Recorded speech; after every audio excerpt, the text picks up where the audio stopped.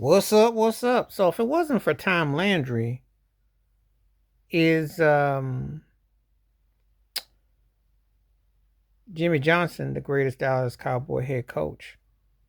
That's an interesting thought because Landry, is the most winningest coach. Um, he won two Super Bowls. They lost to Pittsburgh twice and lost the Colts, but he went to five Super Bowls. He was 2-3.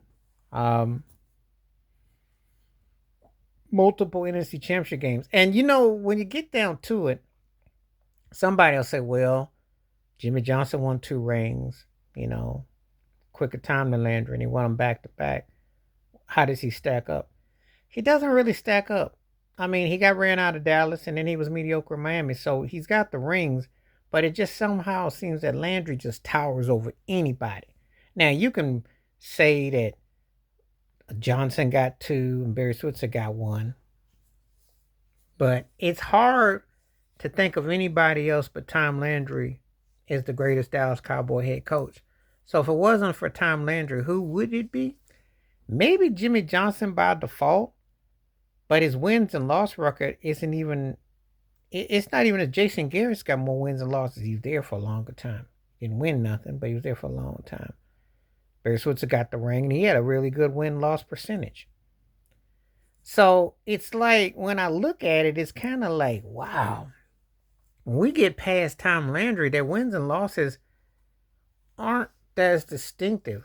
Landry had an incredible, you know, run as the Cowboys head coach. And personally, I almost feel like it was blasphemy that he got fired, really, because he really was the Cowboys' GOAT coach. I mean, all due respect to what Jimmy Johnson accomplished in the 90s and everything, but Landry he just represented, you know, Dallas Cowboy football as a head coach. So if it wasn't for Tom Landry, who would be, if you take Tom Landry out the mix, who's the Cowboys be their greatest coach? And I want to say Jimmy Johnson by default because he won the two chips. But the wins and losses, I mean, you know, and they haven't been the same. Well, Barry Switzer won the ring, but that was basically Jimmy Johnson's carryover. But they really weren't the same after Jimmy Johnson.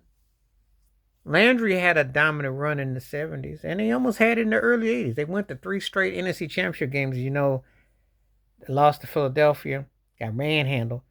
The game that made Joe Montana to a household name with the catch to Dwight Clark, and then they lost that last one to Washington. So he was knocking on the door with Danny White, and with Tony Dorsett featured more. So it's kind of hard to, it would be hard to unsurpass of Tom Landry. His legacy is just too strong on you know, on Dallas Cowboy football. It's like, yeah, the Lakers won more with they won with, Phil Jackson won five in LA, but he'll never be more than Pat Riley. It's just a certain image that you just have to me. All due respect to Frank Vogel and to Paul Westhead, but Pat Riley will always be more Laker basketball to me. And I think Dr. Jerry Buster, rest in peace, felt that way too.